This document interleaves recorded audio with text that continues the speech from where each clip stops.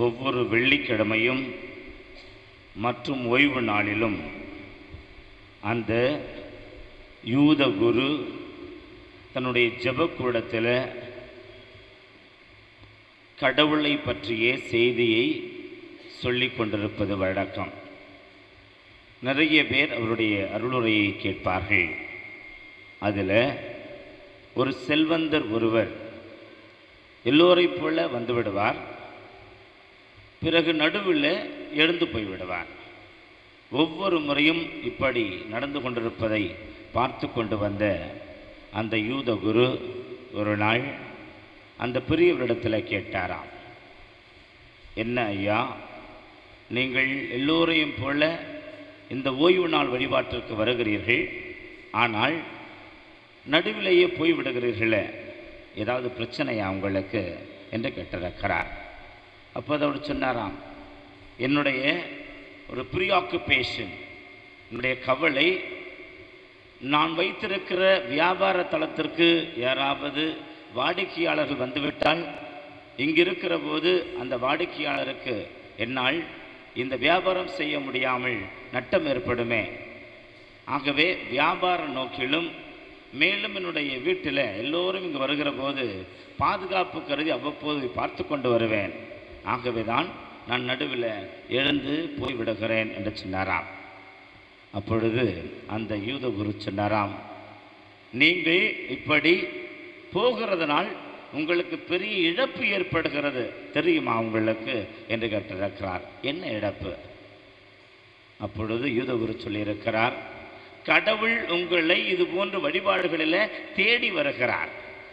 நீங்களோ இந்த உலக சம்பந்தப்பட்ட பொருட்கள் அடிப்படையில் நீங்கள் வருகிற கடவுளை உதறி தள்ளிவிட்டு நீங்கள் அடைய வேண்டிய பொருட்களுக்காக போய் கொண்டிருக்கிறீர்கள். அப்படி போகிற போது நீங்கள் கடவுளை இழந்து விடுகிறீர்கள்.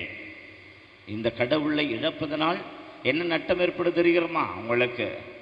சொல்லுங்களையா என்று கேட்டபோது இந்த யூத குரு தொடர்ந்து சொல்லியிருக்கிறார், இந்த கடவுள் உம்மை தேடி வருகிற போது நீங்கள் முழுமையாக அவருக்குள் இருந்திருந்தால் நீங்கள் தேடி ஒவ்வொரு நாளும் நாயாய் பேயாய் இந்த பொருளுக்கும் பொண்ணுக்கும் பாதுகாப்பிற்கும் இப்படி காவல் வீரனாக போய்கொண்டு அலைந்து கொண்டிருக்கிறீர்களே, அதெல்லாம் மிச்சமாகும். ஏனென்றால் கடவுள் அவற்றையெல்லாம் உங்களுக்கு நிறைந்து கொடுத்து ஆசீர்வதிப்பார்.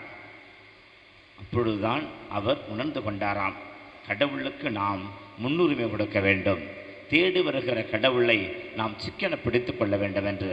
அன்புக்குரியவர்களே, இன்றைக்கு அகில உலக திருச்சபை, நம்முடைய அன்னையாம் திருச்சபை இயேசுவின் திரு உடல் இரத்த திருநாளை கொண்டாடி கொண்டிருக்கின்ற இந்த வேளையில் நமக்கு இன்றைய இறை வார்த்தைகளின் அடிப்படையில் இறைவன், நான் உங்களை தேடி வருகிறேன், நீங்கள் என்னை உணவாகவும் வானமாகவும் பெற்றுக்கொள்ளுகிறீர்கள், உங்களுக்குள் நான் ஒருவனாக மாறிப்போய் விடுகிறேன், கடவுள் நிலையில் இருக்கிறவன் நான் இந்த உலகத்தில் எப்படி என்னையே முழுமையாக கரைத்து கொண்டு மனித உரு எடுத்தேனோ அதே போல் ஒவ்வொரு முறையும் திருப்பலியில் உங்களுக்காக நான் பலியாகி உங்களுடைய உடலில் நீங்கள் என்னை பெறுகிற போது நான் நீங்களாகவே மாறுகின்ற, நீங்கள் நானாகவே மாறுகின்ற இந்த ரசவாதம் நடந்து கொண்டிருக்கிறத, இது உண்மையிலேயே உங்களுக்கு நான் தேடி வந்து கொடுக்கிற ஆசிரியராக இருக்கிறது, உணர்ந்திருக்கிறீர்களா என்று சொல்லி இன்றைக்கு இந்த கேள்வி நமக்கு முன்னால் வைக்கப்படுகிறது. எதை குறித்து இது போன்ற கேள்விகள் வைக்கப்படுகிறது என்று பார்க்கிற போது முதல் வாசகத்தில் விடுதலை பயண நூல், இதன் மூலமாக ஆண்டவர் சொல்லுகிற செய்தி என்ன தெரியுமா? இஸ்ரேல் மக்களுக்கு நாம் கொடுத்த பாதுகாவல், அவர்களை நாம் பராமரித்து வந்த அந்த ஒரு நிலை, எந்த இடத்திற்கும் இப்படிப்பட்ட ஒரு ஆசீர்வாதம் கிடைத்தது கிடையாது. நீங்கள் வெகும் சொற்பமாக இருந்திருக்கிறீர்கள், ஆனால் உங்களுக்கு எல்லா விதத்திலும் நாம் பாதுகாப்பை கொடுத்திருக்கிறோம். அப்படிப்பட்ட ஒரு பாதுகாப்பு இன்று என்னை தேடி வருகிற போது நீங்கள் பெற்றுக்கொள்ளுகிறீர்கள், உணர்கிறீர்கள். ஆகவே இன்றைக்கு இந்த நன்றியின் நாளில் என்ன சொல்ல முடியும்? ஆண்டவரே, செய்திருக்கிற எல்லா நன்மைகள் அனைத்து நான் உமக்கு எப்படி நன்றி கூறுவேன்? எல்லா பங்குகளிலும் 3 நாட்கள் 5 நாட்கள் 9 நாட்கள் நவநாள் கொண்டாடுகிற போது உங்களிடத்தில் 13 நாட்கள் இன்றைக்கு கொண்டாடி இவ்வளவு ஒரு பெரிய ஒரு விழாவை எடுத்திருக்கிறீர்களே, இதன் மூலமாக சொல்ல வேண்டியது என்ன, சொல்ல வருவது என்ன, என்னதான் இன்றைக்கு மக்களுக்கு வெளிப்படுத்தி கொண்டிருக்கிறீர்கள்? ஆண்டவர் எனக்கு செய்த நன்மைகள் எல்லாம் நினைத்து அவருக்கு நான் எப்படி நன்றி கூறுவேன்? கிண்ணத்தை கையிலேந்தி ஆண்டவர் எனக்கு செய்த நன்றிகளை நான் உளமாற பாராட்டி மகிழ்வேன் என்று சொல்லுகிற அருமையான மனதோடு நாம் பெற்றிருக்கிற பாதுகாவலுக்கும் அவர் நம் ஒவ்வொருவருக்கும் கொடுத்திருக்கிற இந்த பராமரிப்பிற்கும் நம்மை தேடி வந்திருக்கிற கடவுள் நம்மோடு உடனுறைவதற்கும் இன்றைக்கு நாம் நன்றி சொல்ல வேண்டியவர்களாக இருக்கிறோம். அதை உணர்ந்து இறைவன் என்னை வழிநடத்தி இருக்கிறார். அந்த வழிநடத்துதலில் இப்படிப்பட்ட நற்கருணை, இந்த பேரானந்தம் எனக்கு கொடையாக கொடுக்கப்பட்டிருக்கிறது என்பதை உணர்கின்றோம். இரண்டாவது, நாம் இப்படிப்பட்ட இந்த நற்கருணையை இன்றைக்கு பெருவிழாவாக எடுத்து இயேசு ஆண்டவர் அவர் என்னை தேடி வருகிறார் என்பது மட்டுமல்ல, அடுத்து நமக்கு இறைவன் சொல்லுகின்ற செய்தி, நீங்கள் விண்ணகத்தினுடைய அந்த மகத்துவத்தை இந்த நற்கருணை பெறுவதன் மூலமாக மண்ணகத்திலேயே பேருபலன்களை அடைகிறீர்கள். விண்ணிலிருந்து இறங்கி வந்திருக்கிற உண்மையான உணவு நான். அப்படிப்பட்ட அந்த உணவு உங்கள் முன்னோர் உண்ட உணவு போல் அல்ல. பாலைவனத்தில் அவர்கள் உண்டார்கள், மடிந்து போனார்கள். ஆனால் நான் கொடுக்கிற இந்த உணவை பெறுகிற நீங்கள் என்றைக்குமே வாழ்வீர்கள். ஏனென்றால் கடவுள் வாழுகிறவர், நம் ஒவ்வொருவரையும் வாழ வைக்கிறவர். ஆகவே அவரை பெறுகிற நாம் வாழ்ந்து கொண்டிருக்கிறவர்களாக இன்றைக்கு ஆண்டவருக்கு முன்னால் இருக்க இறைவன் நம்மை ஆசீர்வதித்துக் கொண்டிருக்கிறார். எப்படி வாழ்வது? இன்றைக்கு தலைப்பெடுத்திருக்கிறீர்களே, புனித அந்தோணியார் எங்களது வாழ்வின் முன்மாதிரிகையாக இருக்கிறார். இன்றைக்கு இங்கே இருக்கிற பெரியவர்கள், நீங்கள் சொல்லுகின்ற பிள்ளைகளை குறித்து ஆதங்கம் என்ன தெரியுமா? யாருங்க எங்கள் பேச்சை கேட்குறாங்க? பசங்களுக்கு கீழ்ப்படிதல் எல்லாம் ஒன்றுமே தெரிய மாட்டேங்குது. ஆனந்தவிடன் பத்திரிகையில் ட்விட்டரில் வருகிற செய்தியில் ஒன்று எழுதியிருக்கிறார்கள். அப்பாவுக்கு பயந்த பிள்ளைகளாக இருந்த தலைமுறை நாம் மட்டும்தான் அந்த கடைசி தலைமுறையாக இருந்திருக்க முடியும். இனிமேல் வருகிற தலைமுறை எவனுக்கும் யாருக்கும் பயப்பட போவது கிடையாது. ஏனென்றால் அவர் என்ன கேட்பார்கள்? இப்போ என்ன இந்த கேள்வியை கேட்டால் என்ன பதில் சொல்றது? அவர் திரும்ப என்ன சொல்லுவார்கள்? we don't have role models. எங்களுக்கு முன்மாதிரி உள்ளவர்கள் யாரும் கிடையாது. சொல்லுகிற இந்த பெற்றோர்கள் என்ன ஒழுங்கா என்று கேட்கிற அளவிற்கு இன்றைக்கு எதிர்கேள்வி கேட்கிற சமூகத்திற்கு நீங்கள் தலைப்பெடுத்திருக்கிறீர்களே. இப்பொழுது அந்தோணியார் எங்களுக்கு முன்மாதிரியாக இருக்கிறார். அவர் வாழ்வில் ஒவ்வொருவருக்கும் முன் சென்றவராக இருக்கிறார். ஆகவே அந்த முன்மாதிரி இன்றைக்கு நாங்கள் பாராட்டுகிறோம் என்று எடுத்திருக்கிற போது அவருக்குள் நாம் இந்த நற்கருணையினுடைய பண்பு நலன்கள் சென்றதை பார்க்கிறோம், வெளிப்பட்டதை பார்க்கிறோம். அவருக்குள் இருந்த கீழ்ப்படிதல், அவர் எடுத்துக்கொண்ட துறவர வார்த்தை பாட்டின் அடிப்படையில் அவருடைய எளிமையான வாழ்க்கை, மேலும் நற்செய்தியை எல்லா மக்களுக்கும் சொல்ல வேண்டும் என்று சொல்லுகிற ஆர்வம் மட்டுமல்ல, அந்த நற்கருணையினுடைய அந்த நற்செய்தியினது முழுமையான உருவமாக அவரை சாட்சியமாக இருந்து அந்த நற்செய்தியை வெளிப்படுத்தின விதம். எத்தனையோ பேர் அந்த நற்செய்தியை கேட்டு மனம் திரும்பினார்கள். எங்கெங்கெல்லாம் மனம் திருப்பப்பட வேண்டுமோ அங்கெல்லாம் இவர் சென்று ஆண்டவர் இயேசுவுடைய செய்தியை கொடுத்ததுனால அவர்கள் ஆண்டவருக்குள் வருகிற ஆத்துமாக்களாக பல பேரை ஆண்டவர்கள் கொண்டு வந்த அந்த நிலைமையை பார்க்கிற போதும், மேலும் அவருக்குள்ளார இருந்த பருத்தியாக உணர்வு, தான் என்று அந்த தாண்மை எல்லோருக்கும் இருக்கிற போது நமக்கு இது ஆண்டவர் கட்டளையிட்டிருக்கின்ற அவரது திருவுளம் எது, ஆகவே நான் இதை செய்கிறேன் என்று சொல்லி கடைநிலை பணிகளையும் எந்த ஒரு யோசனையும் இல்லாமல் இவற்றை நான் செய்தாக வேண்டும், ஆகவே இதன் மூலமாக புண்ணியம் தேடிக்கொள்ளுகிறேன் என்று சொல்லுகிற அந்த பணிகளை எடுத்த விதமும், மேலும் ஒவ்வொரு முறையும் கடவுளது வழி நடத்துதலும், சில நேரங்களில் அவர் எடுக்கிற முயற்சிகளில் முட்டுக்கட்டை வருகிற போது அடுத்து கடவுளது திருவுளம் என்ன என்பதை உணர்ந்து கொண்டு அதுதான் கடவுளது திருவுளம் என்று சொன்னால் ஏற்று நடத்துவோம் என்று சொல்லி அதை ஏற்றுக்கொண்டு அசிசியாருடைய வாழ்நிலைகளில் அவருடைய பணியை தொடர்ந்து அதே போல மக்களுக்கு தனது பணியை அந்த அசிசி பட்டணத்தில் அவர் வெளிப்படுத்தினதும், அந்த பதுவையில் அவர் வெளிப்படுத்தினதும் இன்றைக்கு வரலாற்று உண்மைகளாக இருக்கிற போது அன்புக்குரியவர்களே, இவருடைய வாழ்வில் நாம் இப்படிப்பட்ட புண்ணியங்களோடு அடுத்து 2 புண்ணியங்களையும் நாம் யோசிக்கின்றோம். முதலாவது, அவருக்கு இந்த நற்கருணையின் மீது இருந்த அந்த தனியாத ஒரு பக்தி, நற்கருணை ஆண்டவரை பற்றி வெளிப்படுத்தினதும் அதனுடைய ஆற்றலை அத்தனை பேருக்கு திறந்த அந்த கதையில புதுமையில சொல்லப்படுகிறத. சாதாரண மிருகம் கூட இயேசு ஆண்டவர் என்று சொல்லி முழந்தாள் படியிடுகிற அளவிற்கு நற்கருணையில் இருக்கிற அந்த புதிந்திருக்கிற ஆற்றல், அதை வெளிப்படுத்தின அவரது உண்மையான அந்த குருத்துவ நிலையிலிருந்து வெளிப்படுத்தின விசுவாசம் இன்றைக்கு இந்த நற்கருணை பெருவிழாவில் நமக்கு இறைவன் இதை வலியுறுத்தி சொல்லுகிறார். இன்று திருப்பள்ளிக்கு வருகிறோம். ஏதோ ஜோசியக்காரனுடைய கூண்டில் இருக்கிற அந்த பச்சை கிளி போல சீட்டை எடு என்று சொன்னால் ஒரு சிறிய ஒரு பச்சை மிளகாயை கொடுக்கிறானே, அதுபோல கோயிலுக்கு வந்து அட்டெண்டன்ஸ் போடுகிறேன் பேர்வழி என்று சொல்லி நற்கருணையை கொத்தி கொண்டுகிற கிளிகளாக இருந்தால் அது என்ன பிரயோஜனம்? ஆழமான நற்கருணையினுடைய வெளிப்பாடு இது என்று சொல்லி வருகிற போது அதை வெளிப்படுத்தின அவரது அந்த புண்ணியத்தை நாம் அதை கண்டு பாவித்து திருப்பலியில ஆண்டவர் இயேசு முழுமையாக தன்னை வெளிப்படுத்துகிறார். பலியாகி உணவாக மட்டுமல்ல, என்னுடைய பிள்ளைகளே, நீங்கள் அத்தனை பேரும் இந்த விண்ணக மகிமையின் என்றைக்குமே அழியாத அந்த தேவர்கள் மட்டுமே உண்ணுகிற அமிர்து என்று சொல்லுகிற உணவை இன்று கடவுள் சாமானியர்களாக நமக்கு கொடுத்திருக்கிறார. பெறுகிற போது எவ்வளவு ஆற்றல் மிக்க உணவை பெற்றுக் கொள்கிறோம். ஆகவே இந்த புண்ணியத்தை நாம் கண்டு பாவிக்கிற போது அவர் நமக்கு முன்மாதிரியாக இருந்து வழிநடத்துகிறார் என்பதை புரிந்து கொள்வோம். இரண்டாவது, இன்றை கோடி அற்புதர் புனித அந்தோணியார் என்று சொல்லி அவருடைய அற்புதங்களை எவ்வளவோ சொல்லி கொண்டிருக்கிறோம். கடன் தொல்லையில் இருக்கிற போது விடுபட்டு நம் ஒவ்வொருவரையும் விடுதலை செய்கிறவராக, பேயின் தொல்லைகளோடு இருக்கிற போது அதிலிருந்து நம் ஒவ்வொருவரையும் தாவிகளுடைய பிடிகளிலிருந்து அகற்றுபவராக, காணாமல் போன பொருட்கள் எங்களுக்கு வேண்டும் என்று சொல்லி திரும்ப கிடைக்க வேண்டும் என்று சொல்லி வேண்டுகிற போது திரும்ப நீங்கள் பெறுவீர்கள் என்று சொல்லுகிற அந்த ஆசிரை பெற்றுத் தருகிறவராக, இன்னும் பல புதுமைகளை நாம் அடுக்கிக் கொண்டே போகலாம். இன்றைக்கு அவர் நமக்கு விடுக்கிற செய்தி என்ன தெரியுமா? அன்று 5000 பேருக்கு மட்ட பெரும் திரளை கண்ட இயேசு ஆண்டவர் அந்த மக்கள் மீது பரிவு கொள்ளுகிறார். இவர்கள் ஆயனில்லா ஆடுகள் போல இருக்கிறார்கள், ஆகவே பரிவு கொண்டு நாம் இவர்களுக்கு உணவு கொடுக்க வேண்டும். செவ்வாய்க்கிழமையில் உங்களுடைய ஆலயத்தில் நான் பார்த்திருக்கிறேன். திருப்பலி நடக்கிறதோ இல்லையோ, ஆனால் திருப்பலிக்கு முன்னால் பன்னு வந்து விடுகிறது.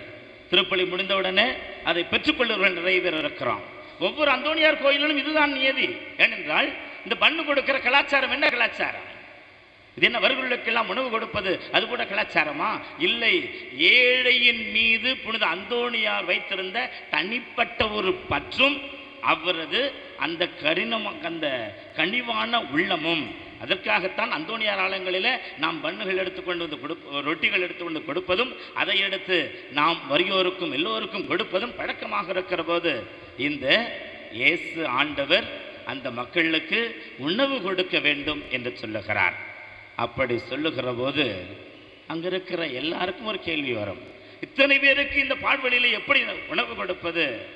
200 தனாரியங்களுக்கு வாங்கினால் கூட பத்தாதே என்று சொல்லுகிற போது இயேசு ஆண்டவரோ அந்த அப்போஸ்தலர்களுக்கு கட்டளையிடுகிறார், நீங்கள் இவர்களுக்கு உணவு கொடுக்க வேண்டும். ஒரு இடத்துல 5 அப்பங்களும் 2 மீன்களும் இருக்கின்றன என்று சொல்லுகிற போது அனைவரையும் பந்தியிலே அமர்த்துங்கள், அத்தனை பேருக்கும் உணவு கொடுத்து அதை ஒரு பெரிய புதுமையாக செய்கிற போது இன்றைக்கு இப்படி அந்தோணியாரது புதுமைகளை எல்லாம் நாம் பார்க்கிற போது நமக்கு எப்படிப்பட்ட ஒரு யோசனை வருகிறது? இன்றைக்கும் இப்படிப்பட்ட புதுமைகள் நடந்து கொண்டிருக்கின்றனவே. ஆகவே அந்தோணியார் இங்கே கோயில் கொண்டிருக்கிறார். இந்த மண்ணிலே கோயில் கொண்டு, அதுவும் சென்னையிலேயே முதல் திருத்தலமாக அந்தோணியாருக்கு அர்ப்பணிக்கப்பட்ட ஆலயம் இது நம்முடைய ஆலயம் மட்டும்தான் என்று சொல்லி உலகத்திற்கு பறைசாற்றுகிற இந்த நேரத்தில் அன்புக்குரியவர்களே, நீங்கள் புதுமைகளை மட்டும் யோசித்து புதுமைகள் இப்படியெல்லாம் நடக்கின்றன என்பதை மட்டும் இன்றைக்கு பேசிக்கொண்டிருக்கிறோம் என்று சொன்னால் இது ஒரு முழுமையான பக்தி முயற்சியாக இருக்க முடியாது. அவர் நமக்கு வழிகாட்டியாக இருக்கிறார். எப்படிப்பட்ட ஒரு வழிகாட்டி? இப்படிப்பட்ட நன்மைத்தனங்களை நீங்களே செய்யக்கூடாது. மக்கள் இத்தனை பேர் அல்லோலப்பட்டுக் கொண்டிருக்கிறார்களே, வாழ்வில் நாங்கள் இப்படியெல்லாம் நிறைய இழந்து போயிருக்கிறோமே, இழந்தவர்களுக்கு ஒரு ஆறுதல் மொழியாக சொல்ல வேண்டாமா? வறியோர்கள் எத்தனையோ பேர் இருக்கிறார்களே, வெறும் பண்ணு மட்டும் கொடுத்தால் வறுமை தீர்ந்து போய்விடுமா? இன்னும் எத்தனையோ மனிதநேய செயல்களை நாம் செய்ய வேண்டுமே. எத்தனையோ நோய் நோக்காடு கொண்டவர்கள், ஆவியினால், பல்வேறு பேயின் தொல்லைகளால் பீடிக்கப்பட்டவர்கள் எத்தனையோ பேர் வருகிற போது அவர்களுக்கு வாழ்வின் அடுத்த கட்டம் என்ன? அவர்கள் மீண்டும் மனநிலை சரிபட்டு அவர்கள் சரியாக வர வேண்டுமே. அவர்களுக்கு மருத்துவ ரீதியாக நாம் என்ன செய்து கொண்டிருக்கிறோம்? ஆக இன்றைக்கு அவருடைய புதுமைகளை பற்றி பேசுகிற நாம், நீங்களும் நானும் இந்த கடைசி நாளில் கொடியிறக்கி விட்டு திருவிழா முடிந்து போய்விட்டது என்று சொல்லி நம்முடைய சுமைகளை இறக்கிவிட்டு நாள் கிடையாது. இன்றைக்குத்தான் இப்படிப்பட்ட நாளில் மீண்டுமான அவரது நன்மைத்தனத்தின் அந்த மணிமுடியை சுட்டிக் கொள்ளுகிறோம். எப்படி? நன்மைத்தனத்தின் பிள்ளைகளாக மாறுகிற போது நாங்களும் மனிதநேய செயல்பாடுகளில் ஈடுபடுவோம். இப்படிப்பட்ட தீமைகள் பிரியில் இருக்கிறவர்களை நாங்கள் விடுதலை செய்வோம். இன்னும் என்னென்ன வேண்டும் என்று சொல்லி பிள்ளைகள் இருக்கிறார்களோ அவர்களுக்கு கருணையோடு கூட நாங்கள் உடனிருப்போம். நற்செய்தி அறிவிக்கிற பிரசார பிறங்கிகளாக மாறுவோம். நற்கருணையினுடைய வெளிப்பாடுகளாக நாங்கள் மாறுவோம் என்று சொல்லி ஒவ்வொருவரும் சூழலை மேற்கொண்டோம் என்று சொன்னால், உண்மையிலேயே நமக்கு முன்மாதிரியாக இருக்கிற இந்த புனித அந்தோணியார் நமக்கு எவ்வாறு அவர் ரோல் மாடல் என்று சொல்லுகின்றோமோ, அதுபோல வளர்ந்து கொண்டிருக்கிற நம்முடைய தலைமுறைக்கு நாமும் முன்மாதிரியாக இருக்கிற போது புனித அந்தோணியார் நம்மிலிருந்து அந்த விஸ்வரூபம் எடுப்பார். நம்மிலிருந்து அவர் வெளிப்பட்டு அத்தனை பேருக்கும் இன்னும் அணையாத ஜோதியாக இருப்பார். ஆகவே வாருங்கள், அவர் வழி நடப்போம். இயேசுவின் தியாக வழியில் கலந்து கொள்கிற போது நற்கருணை பண்பினங்களை கண்டு மகிழ்வோம். ஆமென். எழுந்து நின்று விசுவாசத்தை அறிக்கையிட்டு பாடுவோம்.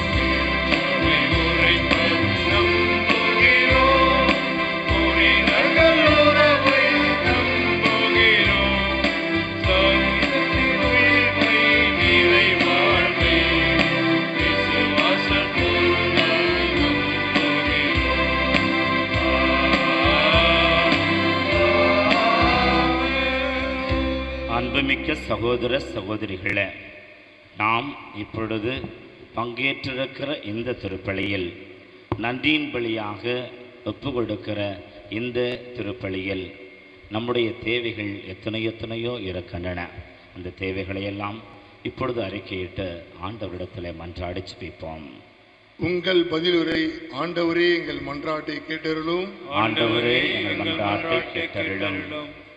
உமது சொந்த விலை மதிப்பில்லாத இரத்தத்தினால் எம்மை மீட்ட இயேசுவே, எங்களது மீட்பிற்காக நீர் அளித்த உயர்ந்த விலையை மனதில் கொண்டு நாங்கள் பாவத்தை விலக்கி வாழ வேண்டும் என்று ஆண்டவரே உம்மை மன்றாடுகிறோம். அன்பின் அருட்சாதனமான உமது திருவுடலையும் இரத்தத்தையும் எங்களுக்கு அளித்த இயேசுவே, உமது அன்பை எங்கள் அயலாரோடு பகிர்ந்து வாழ வேண்டும் என்று ஆண்டவரே உம்மை மன்றாடுகிறோம். ஆண்டவரே எங்கள் மன்றாட்டை கேட்டருளும். புதிய உடன்படிக்கையின் இணைப்பாளராகிய இயேசுவே, நாங்கள் எப்பொழுதும் இந்த புதிய உடன்படிக்கையினை மனதில் கொண்டு இறைமக்களாக எங்கள் வாழ்வில் நிரூபிக்க வேண்டும் என்று ஆண்டவரே உம்மை மன்றாடுகிறோம். ஆண்டவரே எங்கள் மன்றாட்டை கேட்டருளும். ஏழைகள் கைவிடப்பட்டோரில் உம்மை கண்டு நாங்கள் அவர்களுக்கு பணிபுரியும் அருளை எங்களுக்கு தர வேண்டுமென்று ஆண்டவரே உம்மை மன்றாடுகிறோம். ஆண்டவரே எங்கள் மன்றாட்டை கேட்டருளும். இந்த திருக்கூட்டத்தில் பங்கேற்க முடியாத நம்முடைய சகோதர சகோதரிகளுக்காக ஜெபிப்போம். தந்தையர்கள் தின விழா என்று அகில உலகமெங்கும் இன்றைக்கு கொண்டாடுகிற போது நம்முடைய குடும்பத்தின் அனைத்து தந்தையர்களுக்காக இன்று நாம் இப்படி இருக்கிறோம் என்று சொன்னால் அந்த தந்தையர்களது கடினமான உழைப்பு, அவருடைய வியர்வை, அவருடைய இரத்தம், அவர்கள் படுகிற பாடுகள், இதன் மூலமாக நாம் வாழ்வு பெற்றுக் கொள்ளுகிறோம், வளர்ந்திருக்கிறோம், பாதுகாப்பை பெற்றிருக்கிறோம். அவர்கள் நமக்காக தங்களையே தியாகமாக்கி கொண்டிருக்கிறார்கள். குடும்பத்தின் தந்தையர்கள், திருச்சபையின் தந்தையர்கள், நமது பங்கு தந்தை, நமது தந்தையர்கள் எல்லாருக்காகவும் ஜெபிப்போம். எங்கள் ஆண்டவராகிய கிறிஸ்துவே, இந்த எங்கள் வேண்டுதல்களுக்கு கனிவுடன் செவி சாய்த்து நாங்கள் திருமுன் மன்றாடி வேண்டுகிற வரங்களை அளித்தருள உம்மை மன்றாடுகின்றோம். ஆமென்.